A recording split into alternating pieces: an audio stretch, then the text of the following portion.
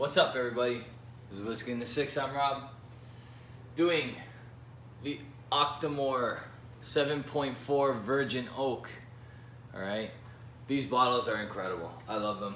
I recently just bought the 8.1. Okay, this is the newest edition.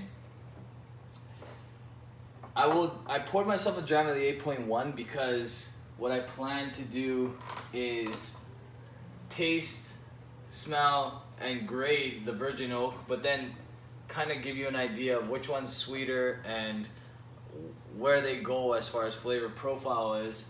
And then later on, probably next week, because you'll be getting this video on Friday, not sure exactly, January, I want to say probably, well, anyway, you'll be getting this video on a Friday.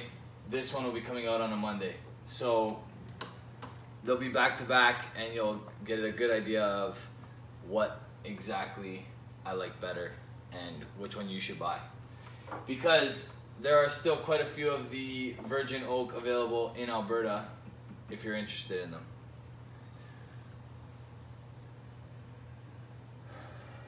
The 8.1 is actually just starting to come out now. So this is 7 years old.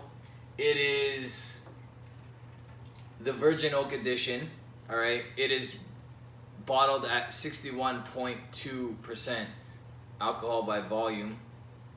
No added color, non-chill filtered. And if you can have a look at that compared to the 8.1, which is a ex-bourbon aged whiskey, there's a huge color difference, and the Virgin Oak is a lot darker. All right, there's no wine influence in the Virgin Oak whatsoever. That's just the Virgin Oak finishing right there. So really cool. 167 ppm, so that's the amount of, that's the phenol's parts per million. Okay, and that's quite a bit. All right, they're not breaking records with this one because they've already broken several with, I think the 6.3 had, let's just have a look here, 258 ppm. So that's nowhere close to that, almost 100 less. But that's still, if you watched my review earlier this week, I did the Lefroy Glure. The Lefroy Glure probably has in the 50s. That's a lot more. I don't understand how that happens, because to me the Lefroy smells a lot peatier than this does. This is like a barbecue type peatiness. You don't get any of those medicinal notes that you get with the Lefroy. You don't get the burnt rubber. You don't get the iodine. You get simply barbecue. Ribs, barbecued, just burnt wood and barbecue. That's what I'm smelling here. And then a lot of sweetness. You get like a barbecue sauce type sweetness to it too. And the palate is very different. So I'm gonna taste it neat, add a little water, and see where it goes from there.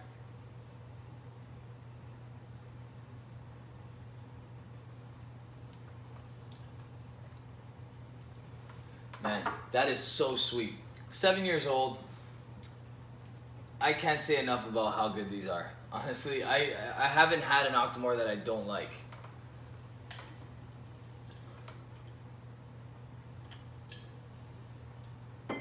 And these benefit from being open for a while, because this is even better than it was when I first tried it. Okay.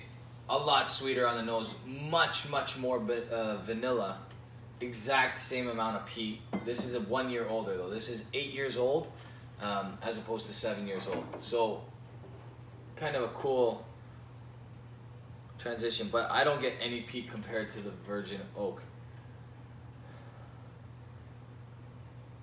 Yeah, I don't know, I don't get it.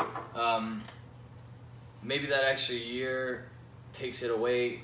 I'm not sure. I would really love to know, and I don't think Octomore will, or Bruichladdich, sorry, will ever share, because part of the science behind these Octomores is their barrel play. And I do think that they use some really small casks to age this whiskey for 5 to 8 years, all right? Because it doesn't make sense to me how smooth and how good these whiskeys can be at such a young age.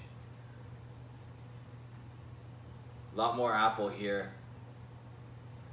All right, I'm not gonna go on into a full review, but know that this is definitely something typical of what you would get out of an ex-bourbon aged Scotch. And although it says 167 fennel parts per million on it, you would never ever pick that up on the nose of the palate.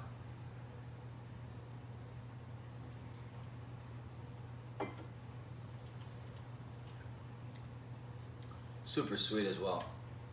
Man, it's hard to, even side by side, it's hard to tell which one you like more.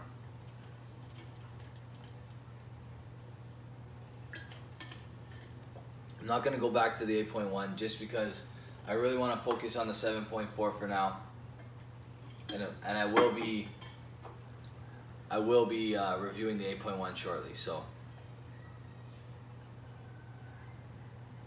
A little bit of water actually allows the phenols to pop, the peat to pop out a little bit more. A little bit more barbecue now. Remember, this is 61.2, so don't be afraid to add a little bit of water if you want. It's probably beneficial for your liver to add a little bit of water.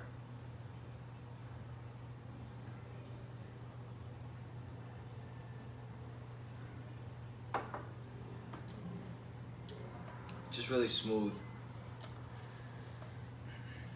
It's really good. Overall, excellent stuff. I prefer it without water. I probably added a little bit too much there, but I prefer it with, honestly, a drop, if any, taste-wise. On the body, you can only drink so much without doing some harm. So be careful with this one. If you're gonna drink it straight, pour yourself a smaller dram. Really good stuff though. Honestly, this is an A+. It goes without saying. To get that color, that's after adding quite a bit of water. 7 years old, 167 parts per million of peat, 61.2%. The bottles are beautiful. The whiskey's incredible. I picked this up in Alberta. Otherwise, in Ontario, they're getting really expensive. They're about $230, $220. I got it for a little bit less than that, thanks to my Alberta pricing. But really good stuff, and that's coming next. Okay, and then based on what you guys say, I have 4 other Islas over here. Let me know which one you're most interested in hearing about. I know a lot of people have already reviewed the Lagavulin 12-year-old, so without stepping on any toes, maybe I'll wait a little bit longer to review that one, and I can do the Lafroig, the Colila, which is excellent stuff, or the Bunnahabhain. All right, and if a bunch of you request something else on my shelf or on my desk, sorry, then I'll go with that. All right, I'm not very picky. For me, it doesn't really matter. All right, that's it. Follow me on Instagram, Twitter, Facebook, and Snups. All right, guys. Cheers.